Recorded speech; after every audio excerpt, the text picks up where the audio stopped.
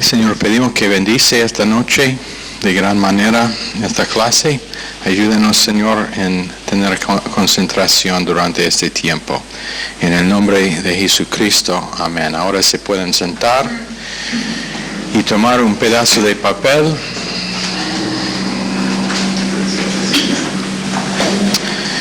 Rápidamente, por favor, esto no va a durar mucho tiempo, pero rápidamente toman un pedazo de papel.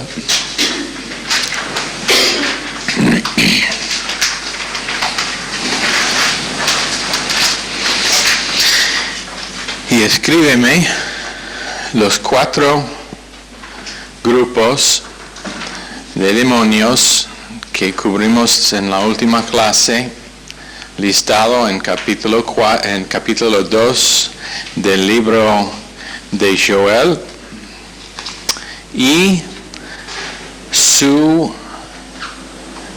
acción característica, o qué es que hacen, qué es la cosa que hacen en su forma de atacar al ser humano. Ok, rápidamente.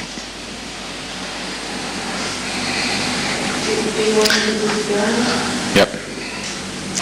Si necesitan su Biblia para leer los 4 grupos en Joel capítulo 2, verso 25.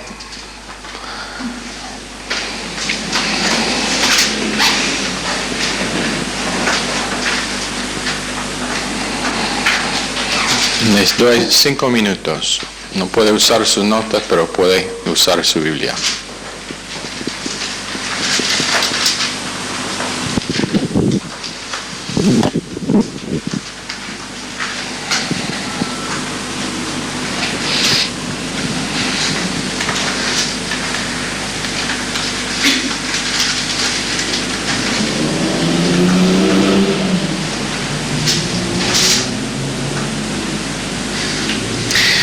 Cuatro grupos listados allá.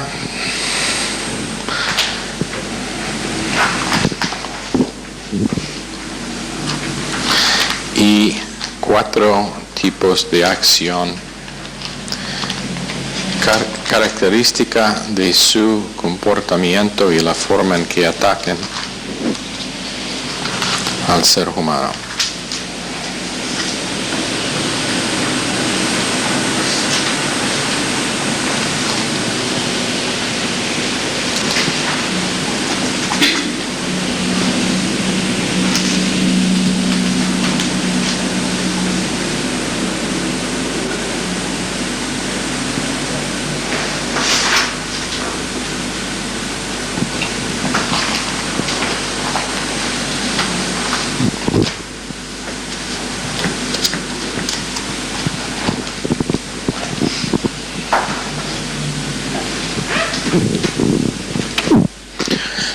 Una palabra para cada uno debe describir lo que es que hacen ellos.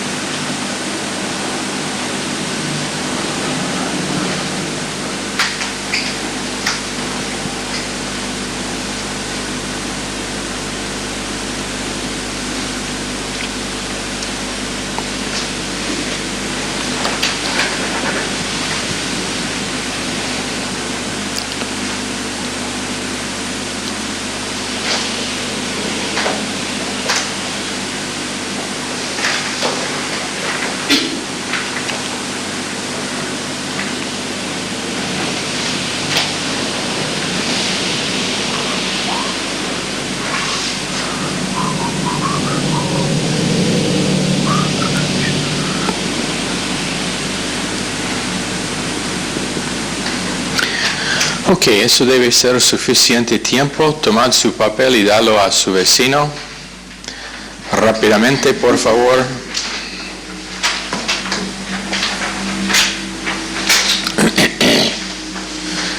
Y ahora los vamos a corregir. Ok, número 1, ¿qué es el primer grupo?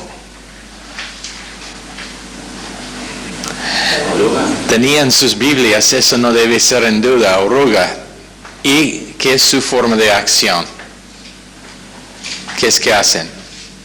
Roba la cobertura del creyente. No, una palabra, busco. ¿Qué es que hacen? No.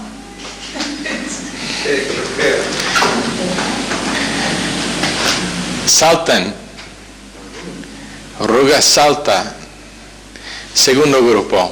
¿Qué es el segundo?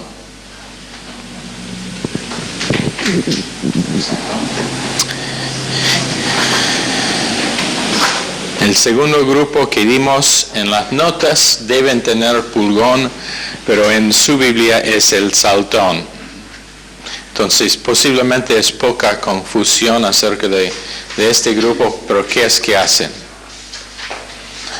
El pulgón. Salta encima del creyente. No, ese es el primero, oruga. Se arrastra. Ok, en su Biblia eso se llama el saltón y entonces eso para todos vamos a cambiar ese grupo al saltón.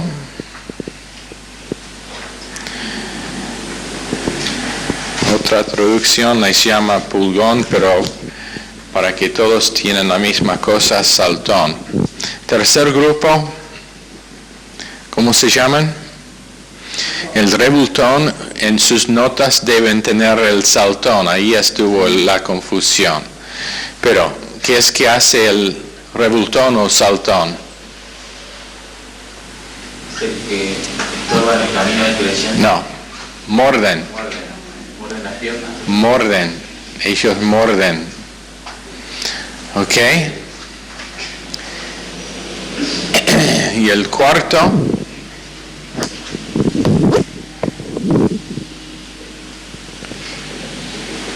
es igual en las notas que en su traducción.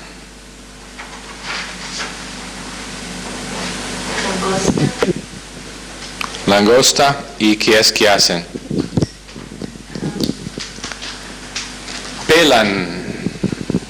Pelan. Ok.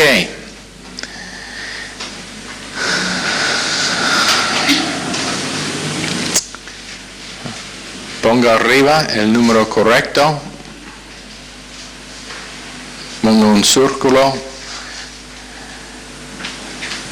Arriba del papel ponga el número que la persona tenía correcta. Déjalo vacío entonces.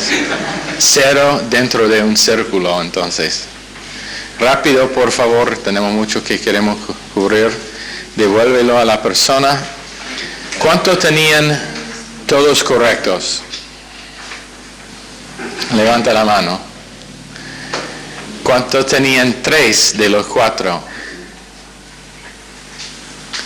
¿Cuántos tenían 2 de los 4?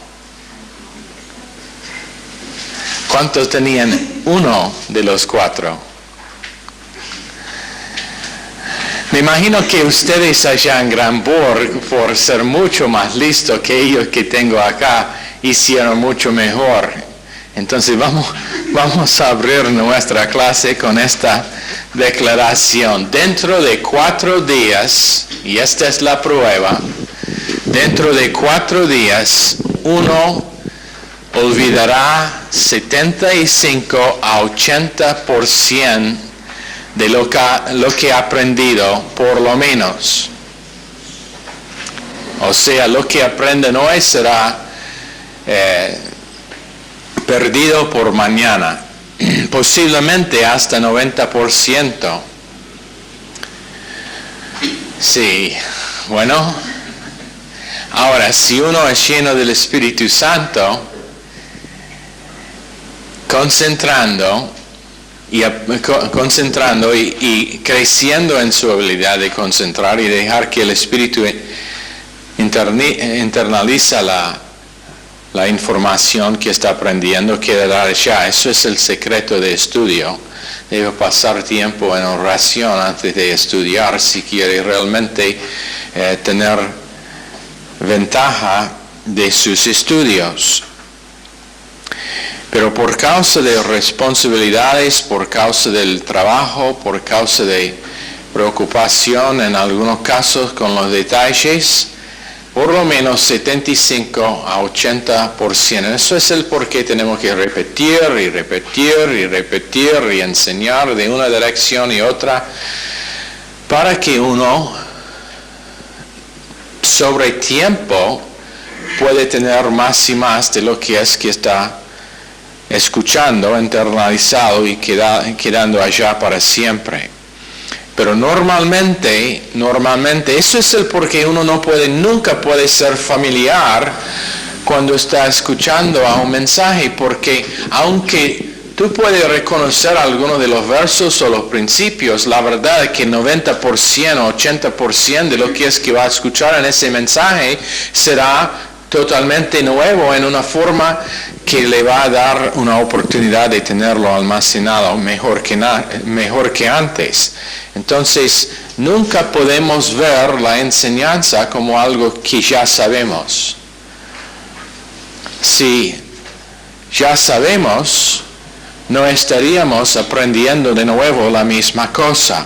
Pero la Biblia nos dice que Pablo enseñó día y noche cuando estuvo en Éfeso, por lo menos 2 veces por día,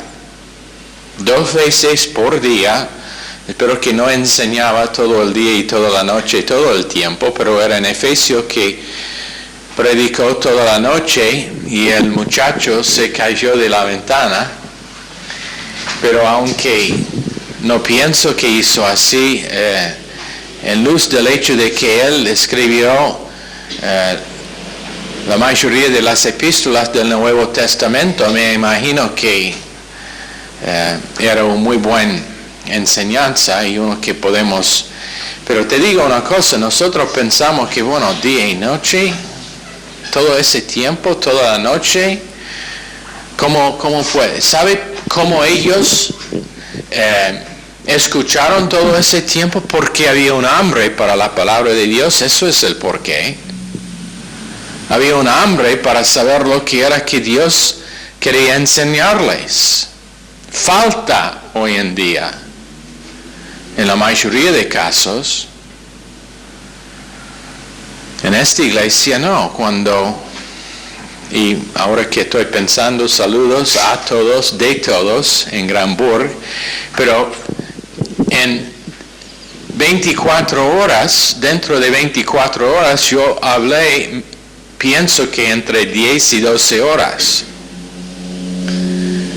Dentro de 24 horas creo que entre el mensaje y los rap después, sábado de la noche y domingo de la mañana, que yo hablaba entre 10 y 12 horas. Algo así es lo que creo que contaba.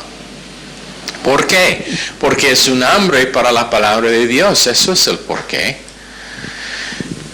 Y cuando es así, lo que vemos es los testimonios que tenían ellos, que gente están teniendo sus vidas cambiadas en formas maravillosas, testimonios de hombres. Pedro está convencido que es un hombre, creo que me dijo en Villa de Mayo, quien tiene una radio y quien escuchaba nuestro programa de radio, pero ahora está enseñando la misma cosa. Otro pastor que está recibiendo clases por medio de Cristina, y uno de sus miembros dicen que no entendemos lo que es que está pasando, pero nuestro pastor está cambiando su forma de enseñar. Bueno, eso es lo que pasa cuando es un hambre en una iglesia para la palabra de Dios, que eso empieza a tener efecto fuera de esa iglesia. Porque sus vidas están cambiadas, su testimonio acerca de lo que es que están recibiendo tiene efectos en las vidas de los demás. Ellos, por causa de que el Espíritu Santo hace una obra, quieren oír la misma cosa. Y cada vez más, gente que no estuvieron allá hace un mes, ahora están asistiendo en los cultos en Granburg y la iglesia sigue creciendo. Muchos testimonios. Bueno, eso no va a ser una clase de testimonios porque eso no es el propósito, pero tenemos que entender lo que es que la palabra de Dios dice. Pero en verso 26 de Joel,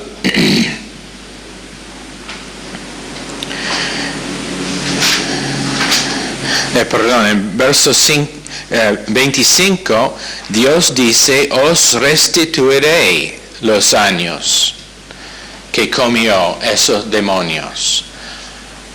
Restituiré. O quiere decir que los daños hechos en el pasado, Dios va a reparar y dar de vuelta lo que la persona perdió. Eso es el por qué uno nunca debe pensar de sí mismo conforme al pasado o con respecto al pasado. Por ejemplo, si uno empieza diciendo, ojalá que escuchaba este mensaje en vez de uno de legalismo cuando empecé en mi camino cristiano, por supuesto, habría mejor si hubo así, pero siendo que no es así, podemos tomar la promesa de Dios que Él va a restituir esos años. Y va a dar la misma cosa que uno tendría si había estado siguiendo al Señor durante ese tiempo. Y cualquier daño que puede hacer las fuerzas demoníacas de Satanás, Dios nos ha dicho que Él está dispuesto a restaurar. Tenemos todo derecho a tomar esta promesa, aunque fue dado a Israel, nosotros, por causa de lo que dice en Romanos 15:4, que es para nuestro aprendizaje, y en 1 Corintios dice 10:11, para nuestro ejemplo, para nuestro beneficio. En 2 Timoteo 3:16-17, podemos tomar esta promesa como nuestro, porque la verdad es que siempre vamos a conocer más hoy que ayer. Y si queremos enfocar en lo que es que no conocíamos ayer, siempre será el testimonio nuestro que, bueno, espero que antes conocí lo que conozco ahora. Y Dios dice, no vea así, vea que Dios va a restaurar lo que esos ejércitos han destruido. Porque es en el negocio de restauración. Él puede tomar una vida que es totalmente destruida y en poco tiempo restaurar esa vida a una capacidad para seguir a Dios y ser útil para el propósito de Dios, y en áreas donde uno era totalmente destruido, darle una capacidad para ser victorioso. Y eso es el porqué. Cuando estamos enseñando, siempre ponemos énfasis en tener un estándar alto, porque es necesario poner la visión arriba y no abajo con respecto a lo que es que Dios puede hacer en la vida de uno que está sometido a su palabra y entrenamiento. Si nosotros empezamos diciendo, bueno, pero entendemos que hay problemas, sí que han tenido problemas en su pasado y por supuesto va a costarle un tiempo largo. No, Dios lo puede hacer en un instante por causa de la obra consumada, no es algo nuevo que tiene que hacer, pero a la vez tenemos que enfocar en eso y no en el hecho de que los ejércitos de Satanás han hecho muchos daños. Y nosotros también queremos enfocar en estándares para evadir que pasen esos daños en las vidas de nosotros hoy en día. Por ejemplo, necesario que chicos tienen padres y madres, no solamente una madre. Necesario que jóvenes se mantienen puros sexualmente por evadir lo que son los daños que los ejércitos de Satanás quieren hacer de otra manera. Si es el caso que uno caía en eso antes, la promesa de Dios es restauración y estar restituido, pero a la vez queremos evadir que pasa de nuevo, entonces ponemos los estándares altos. No decimos que está bien. No está bien. No está bien abrazar, besar, tocar, porque termina en otras cosas. A mí no me importa lo que es la norma cultural. A mí lo que es importante es la norma bíblica. Y la norma bíblica es abstener de contacto físico hasta después del matrimonio.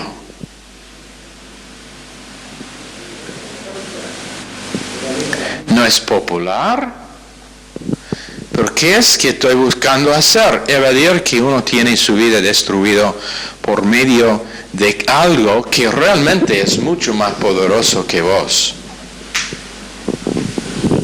Alguien que sabe bien cómo destruir vidas. Yo preguntaba en uno de los rap en Granburg, ¿quién quiere boxear con alguien que es profesional, peso completo?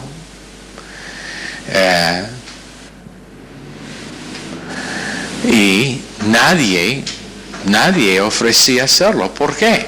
Porque ese hombre con una mano puede destruirle instantáneamente. Igual cuando estamos hablando de luchar contra un enemigo sobrenatural que tiene 6,000 años de práctica. Es profesional en lo que hace. Entonces, la única manera en que uno puede estar capacitado contra eso es no entrar en, ¿cómo se llama el ring? El ring. No, queda fuera del ring.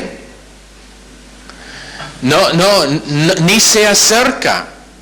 Bueno, si uno está andando con su cabeza sobre el cuerdo así, está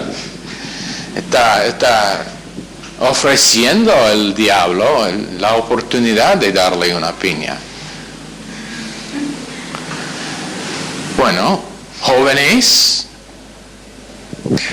huid fornicación es lo que dice la palabra de Dios. Ahora,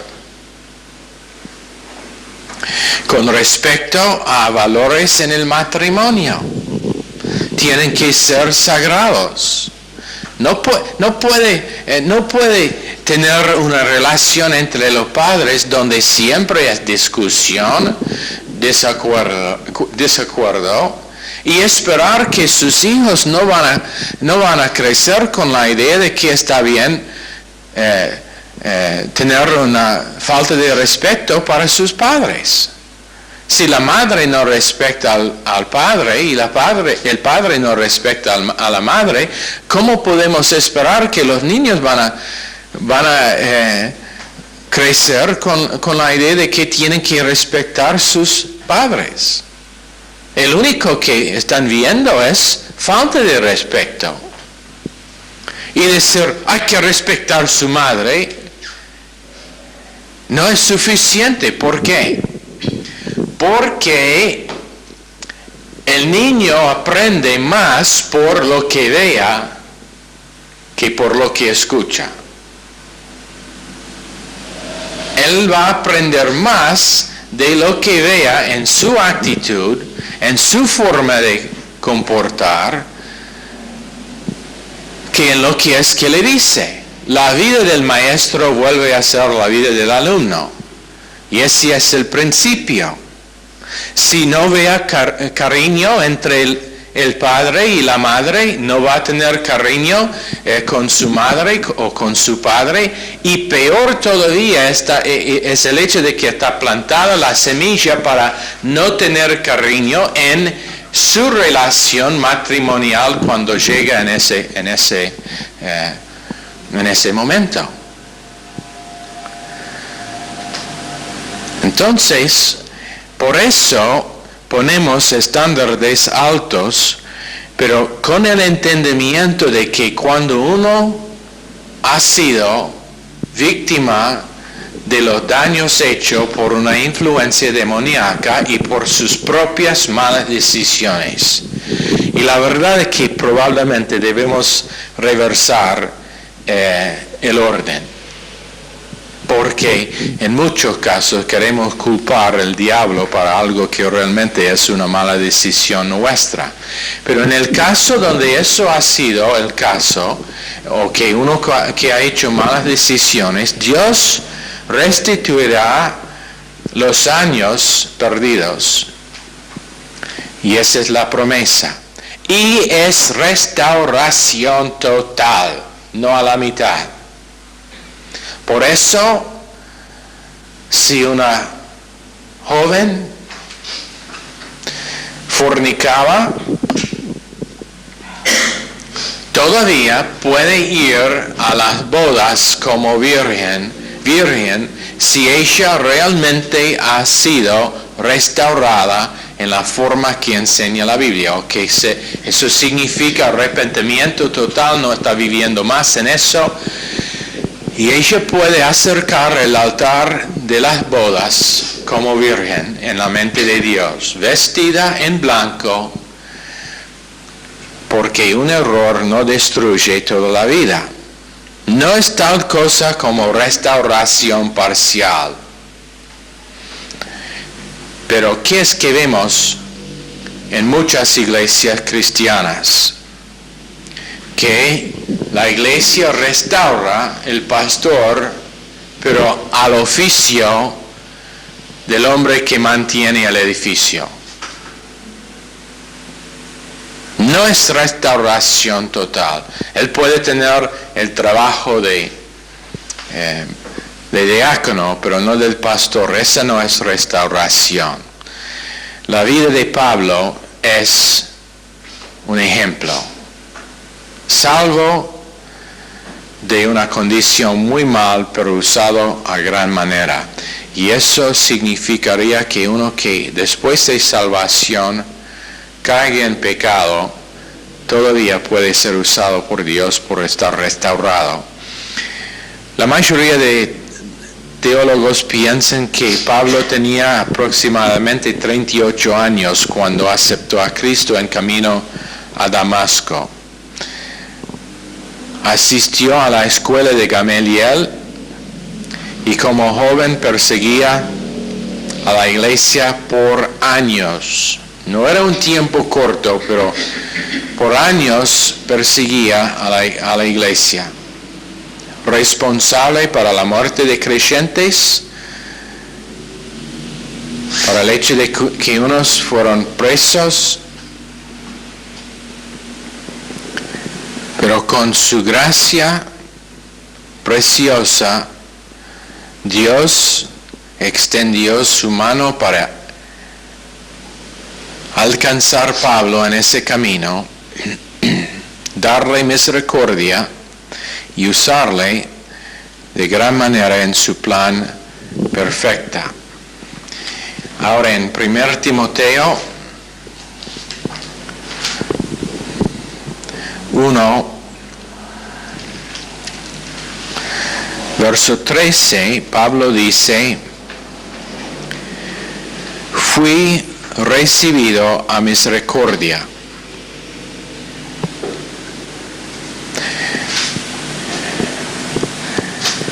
Y realmente mejor traducido recibí misericordia. Recibí misericordia. Porque lo hizo en ignorancia y en incredulidad.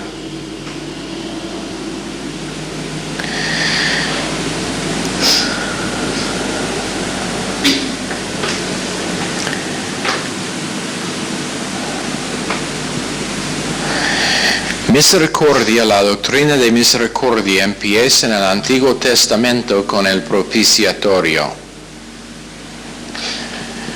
El único lugar donde Dios dijo que iba a reunir con los sacerdotes era sobre el propiciatorio en Éxodo 25:22. Tenemos la parte exterior del tabernáculo donde hicieron los sacrificios.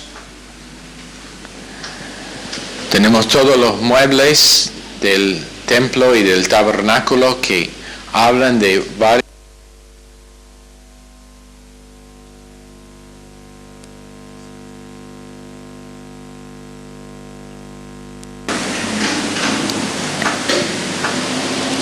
El propiciatorio era donde fue puesto sangre y donde los ángeles miraron constantemente y que era bajo el propiciatorio, la ley, dentro del arca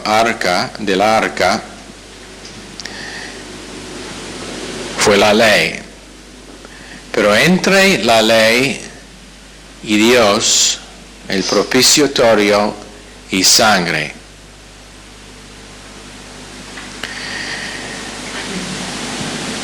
Y Dios nunca hablaba a Moisés fuera de misericordia.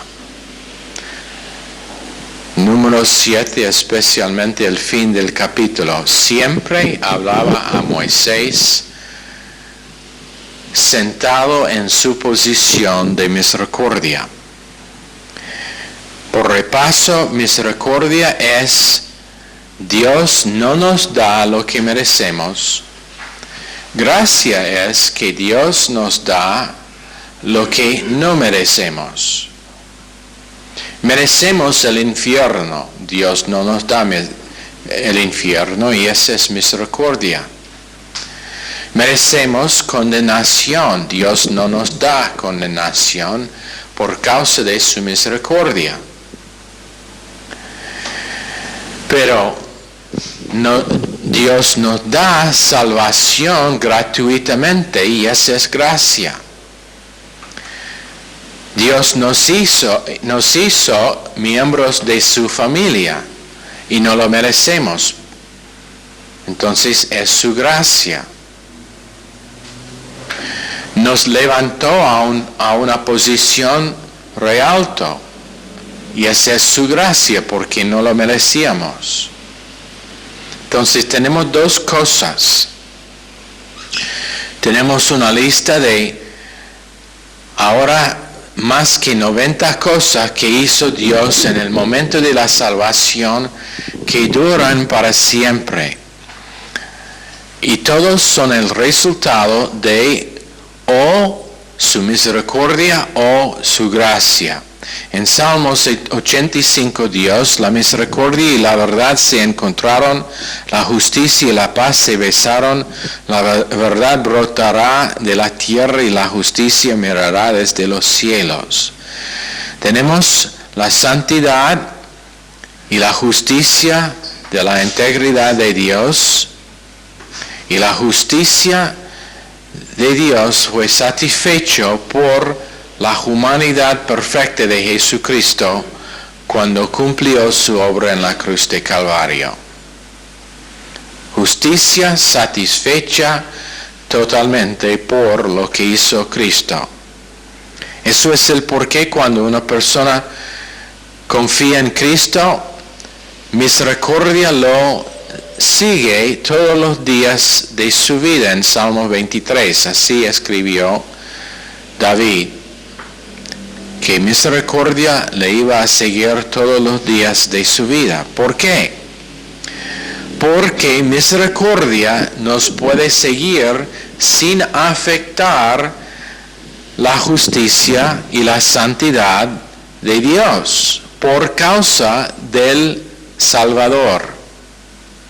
Por causa de lo que es que Cristo hizo, misericordia, el no dar de nosotros lo que merecemos por nuestros hechos, por nuestra rebeldía, por nuestra falta de obediencia, por nuestros pecados.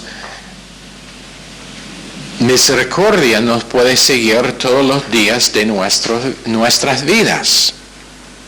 Segundo, en Salmos 136, 26 veces, misericordia dura para siempre. Misericordia dura para siempre. ¿Por qué? Porque ahora que está satisfecha la justicia de Dios, Dios no tiene motivo para retener su misericordia de nosotros. David entendía posiblemente más que cualquier otro, y la palabra de Dios dice que nosotros tenemos las misericordias fieles que fueron prometidas a Dios. Tenemos las misericordias fieles de David, prometidas a Dios, prometidas a David. Tenemos misericordia para nuestro pasado en Salmo 25, 6. No dando a nosotros lo que merecemos para nuestro pasado. En Salmos 119, 77, misericordia para nuestro tiempo presente. Porque en el tiempo presente necesitamos misericordia para nuestro camino. Por eso la Biblia nos dice en Lamentaciones 3, 22, 23, cada día nuevas son sus misericordias hacia nosotros. Salmo 79, 8, la misericordia de Dios va delante de nosotros. Misericordia para el pasado, el presente y el futuro. Cada parte de nuestra vida tiene la misericordia de Dios. En Juan 10:3, la Biblia nos dice que las ovejas escuchan la voz de su pastor y lo siguen. También en Isaías 30:21, la palabra de Dios tras mío, palabra de Dios para donde he estado, palabra de Dios trató con eso una vez para siempre. Y ahora en Nehemías 9:19 tenemos las misericordias multiformes de Dios. Significa en todo lado. No importa a qué dirección me vuelvo, ahí voy a encontrar la misericordia de Dios. Si no había misericordia en todo lado mío, en el momento que yo volvía al camino pecaminoso por un instante en mis pensamientos, lo que merezco sería juicio instantáneo. Estar juzgado en el instante, pero por causa de que la misericordia de Dios es multiforme en todo lado, no pasa. En Salmos 103:8, abundante en misericordia es Dios. Abundante. A veces el creyente tiene la idea de que Dios da, pero solamente muy poco. No, cuando Él da, siempre es abundantemente. a veces sobreabundancia, que significa mucho más que realmente es necesario. Nosotros vamos a Dios pidiéndole poco y lo que hace es llenar nuestra bolsa, nuestra necesidad con mucho más que lo que es necesario. Salmo 106:7. Innumerables hechos de misericordia. Innumerables, o sea, no podemos nombrar todas las veces que hemos recibido la misericordia de Dios, cuando realmente merecíamos juicio, castigo, condenación instantánea, pero en vez de eso, lo que recibimos era la misericordia de Dios. Vez tras vez, tras vez, tras vez, tras vez, aún en algunos casos en el mismo día, sin saber que hemos recibido su misericordia. Innumerables, sin número.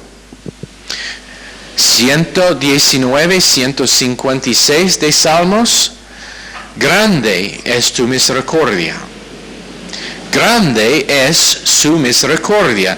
Y se acuerdan que Salmo 119 es la historia de Ezra en su viaje como esclavo entre Jerusalén y Babilonia, cuando tenía que ver sus familiares, su madre, sus hermanas, todas las mujeres de Israel violadas todas las noches, actos homosexuales hechos a los jóvenes, muchachos, por los soldados, porque eran borrachos y maltrataron, encadenados todo el día, hecho marchar, desnudo prácticamente en la mayoría de casos, sin comida suficiente. Su comida que ellos fueron dados era podrido, y después toda la noche violadas por los soldados. Pero en medio de eso, ¿qué es que dice? Grande es tu misericordia. Porque Jeremías había dicho a Ezra cuando salió de Israel, de Jerusalén, que iba a volver. Y tenía la promesa de Dios, y por eso pudo soportar lo que pasó. No vivía, mire, aunque él mismo fue violado en actos homosexuales, no vivía en eso, vivía en la misericordia de Dios. Y no, por eso, todo el abuso, todo el maltratamiento que recibió a las manos de ellos, por causa de la doctrina que había recibido de Jeremías, era capaz de no solamente edificar a sí mismo, pero también todo el resto del grupo. Y durante el día, cuando ellos marcharon en camino a Babilonia, él enseñaba doctrina a ellos, y tenía 17 o 18 años en ese tiempo. Pero uno de los pocos que realmente había pagado el precio de internalizar la palabra de Dios, hasta todo ese tipo de tratamiento no le tocaba. Nosotros queremos reaccionar cuando alguien dice una palabra mala a nosotros. Imagínense cómo sería estar desnudo, marchado, forzado a marchar, sin comida suficiente, forzado a ver y estar sumiso a ese tipo de tratamiento todo ese tiempo, y todavía tener una confesión positiva. Y entonces cuando leemos Salmos 119, 154, avivifícame conforme a tu palabra, podemos entender poco más de lo que Ezra estuvo diciendo en ese salmo. Él sabía que menos que vivía por lo que Dios le había dicho, su vida sería totalmente destruido. No era como algunos piensan, escrito por David, era escrito por Ezra bajo ese tratamiento. Y dice entonces, grande es su misericordia. Porque aunque estoy tratado así, no recibo lo que merezco. Salmos 145:9. Su misericordia está en todas sus obras. Todas sus obras contienen la misericordia de Dios. Efesios 2:4.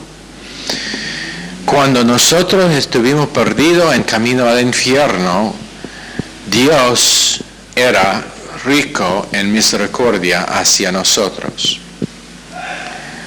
Santiago 5:11. Es muy misericordioso. Es muy misericordioso. 1 Pedro 1:3. Grande misericordia. Éxodo 34:6. Dios proclama su nombre. Jehová, Jehová, Dios compasivo y clemente, lento para la ira y grande en misericordia y verdad y doctrina. Grande en misericordia y doctrina. Habacuc 3:2. Se acuerde misericordia. Oseas 10:12, Él desea misericordia. Él desea más que nada tener misericordia hacia, número uno, creyentes, pero también a ellos que en este momento no son creyentes. Su deseo es tener misericordia hacia ellos, pero no puede hasta que ellos usan su libre albedrío para decidir confiar en Dios y en esa naturaleza misericordiosa. Micaías 7:18. Se complace en la misericordia. Él se complace en la misericordia. 103:14 de Salmos. Porque Él conoce nuestra condición, se acuerda de que somos polvo. Y eso es el porqué es tan misericordioso hacia nosotros. En Isaías 49:10, su misericordia nos guía. Su misericordia nos guía. Era su misericordia que nos guiaba a tortuguitas. Era su misericordia que nos guiaba a Rosario. Era su misericordia que nos guiaba a nuestro edificio nuevo. Su misericordia nos guía en todo momento. En Nehemías 13:22, nos perdona según la grandeza de tu misericordia y nos libra del infierno más bajo de todo. Nos perdona según la grandeza de su misericordia. Salmos 18:50. Su misericordia nos acompaña en nuestra liberación. Que significa que en cualquier momento que necesitamos estar librados, sea de pecado, sea de enfermedad, sea de problemas financieros, estaremos acompañados por la misericordia de Dios. No tenemos que estar preocupados, no tenemos que intentar hacer algo. Yo y mi esposa estuvimos comentando este fin de semana acerca de lo siguiente. Y era muy interesante a mí. Pasamos largo tiempo cuando todavía estuvimos en Tortuguitas y sabíamos que necesitábamos un lugar. Pasábamos largo tiempo buscando una propiedad. Buscábamos en todos lados, en el diario, con las inmobiliarias. Llamó Michelle a este lado y a otro lado, a San Miguel, a Polvorines, ¿qué era el otro lugar? Más hacia el capital que Polvorines, donde fuimos. ¿Cómo? Florida. No, Florida. con T empieza el Torcuato. En todos lados investigábamos la posibilidad. Fuimos hasta allá y hasta allá y miramos propiedades. En algunos casos fuimos con él intentando encontrar lo que necesitábamos. Venimos acá guiados por Dios sin pensar de nada. ¿Y qué pasa? Sin intentar, sin tratar, sin buscar nada, Dios nos guía a esta propiedad. Su misericordia. Su misericordia. La verdad es que no entendemos qué grande es nuestro Dios en su deseo para guiarnos si simplemente relajamos y descansamos en el hecho. Seguro que vamos a ser responsables. Seguro que vamos a orar. Pero es casi como decimos, Dios, aquí está nuestra lista de cosas que tenemos. Por favor. Y Él dice, bueno, si eso es lo que queréis, bueno, me parece que todo es para la bendición de la obra que está haciendo y para hacer más. Entonces no tengo razón para no dar la misericordia. Y entonces nos acompaña en Salmos 103, 4. El que rescata del hoyo tu vida, el que te corona de favores y de misericordia.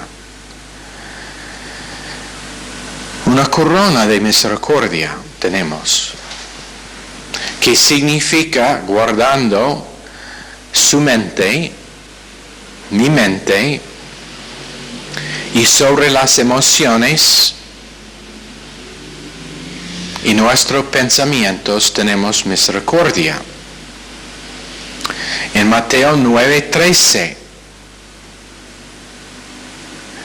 misericordia Él quiere y no sacrificio. Misericordia. A veces nosotros queremos decir, Señor, si haga esto, yo voy a hacer tal y tal cosa y es un sacrificio de parte mío. Cuando Él dice que desea más que nada su misericordia. Bueno, estamos sobre tiempo, entonces vamos a parar acá. Tenemos mucho más que queremos cubrir con respecto a misericordia. Señor, bendice esta noche de gran manera en el nombre precioso de Jesús. Amén.